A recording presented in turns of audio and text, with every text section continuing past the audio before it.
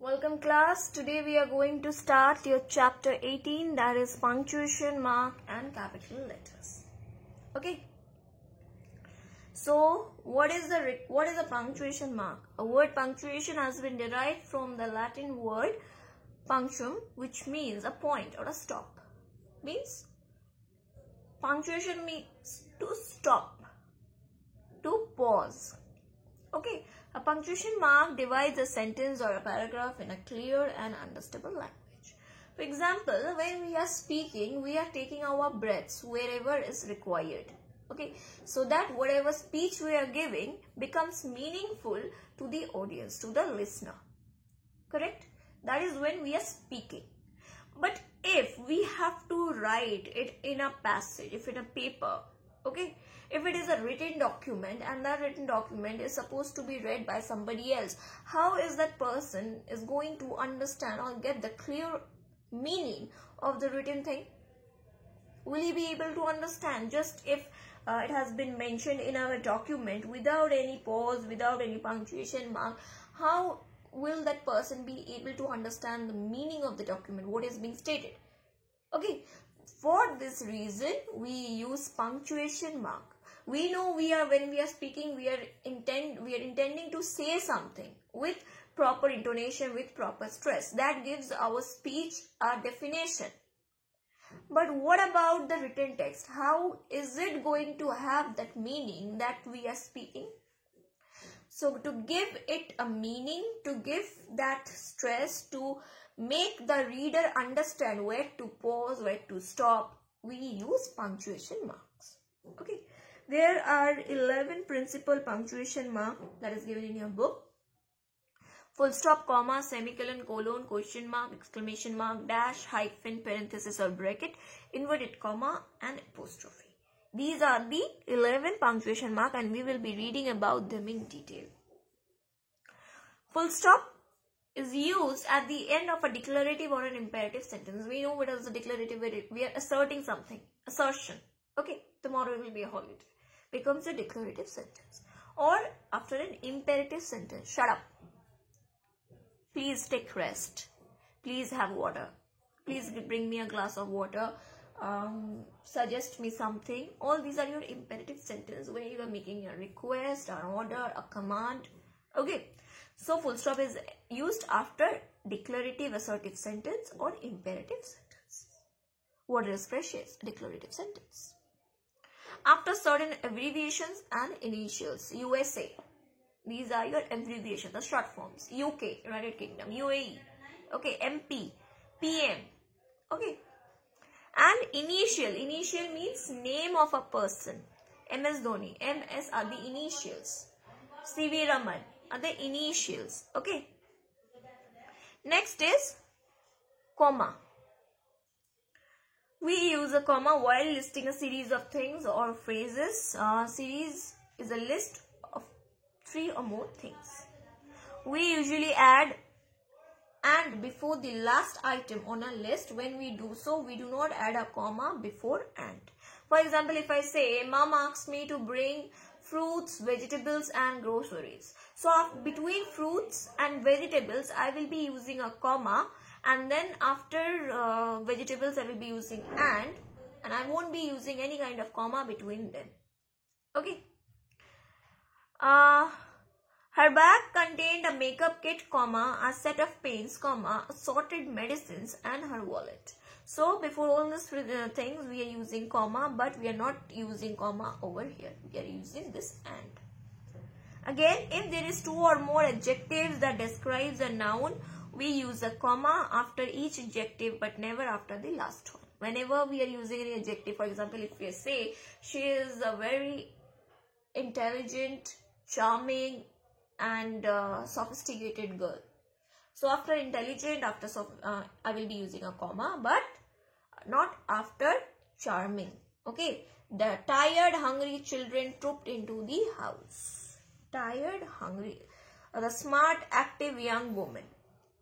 Okay. In this case, we won't be using comma. The smart, active young woman. So young man, we are not using a comma between active young man. Okay.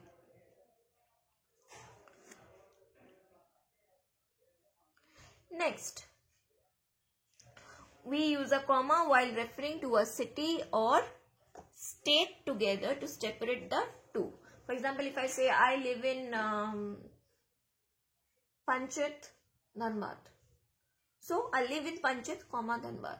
Whenever you are distinguishing between a small place and a bigger place, you will be distinguishing by using a comma. Bhopal is within Madhya Pradesh or Bhopal, Madhya Pradesh. Okay. To meet our relative. The new branch of school has been opened in Jamnagar, Gujarat. Where?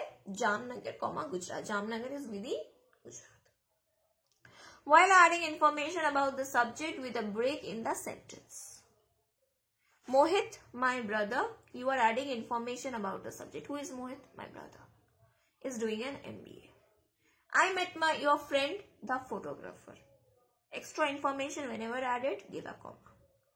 A phrase that introduces a sentence after the introductory phrases. All we know, comma, as we all know, comma, the earth revolves around the sun. In the evening, we had a party. Yesterday evening, I went to meet him. Yesterday evening, comma, I went to meet him. Okay.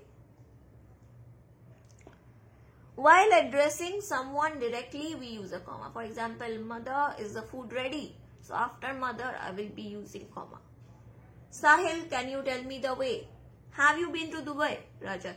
Whenever you are addressing somebody directly, if you are using a name, you are using a designation, you will be using a comma. For example, sir, will you explain the solution please?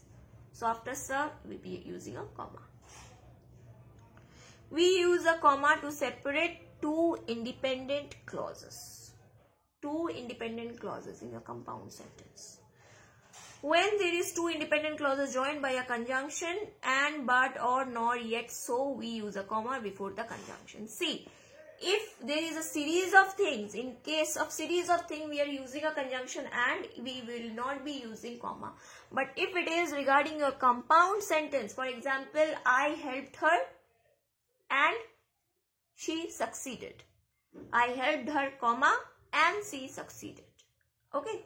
Everybody went for the party, comma, but Manoj stayed at home. Here, but is used as a conjunction, but comma is also used. Okay. In the complex sentence, when subordinate clause come before the main clause, the comma should be placed after the subordinate clause. Okay. In complex sentence means where there is a principal clause and there are one or more subordinate clauses. Okay. So in that case, if the principal clause is coming at first, that is not a matter. But if it is subordinate clause which is written at the first, in that case you have to give a comma. After everybody had left, Richa opened all her gifts. So your principal clause is Richa opened all her gifts. If I simply say like this, Richa opened all her gifts after everybody had left, in that case I am not using a comma. Because Richa had opened all her gifts is a principal sentence. And this is your subordinate clause. So if subordinate clause comes at first, we will be using a comma. When we heard the noise, we ran outside to investigate. In this case, when we heard the noise is your subordinate clause. Okay. Next is with non-defining relative clauses, we must use comma to separate the subordinate clause from main clause.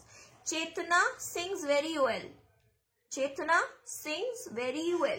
So Chetna sings very well is your principal clause. Who takes music classes is your subordinate clause. So you are defining the subordinate clause. You are distinguishing the subordinate clause by the help of comma. Okay. This is just like you're adding extra information. This one is just like you're adding information. Okay. Meet my friend Garima, who is a great fan of yours. Okay. This was all about your comma. So we will be discussing the rest of the portion in your next video. Okay. Later all are very small. Only this comma had a greater description. So we will be discussing this in your next video. So go through this part properly. Till then, take care. Bye-bye.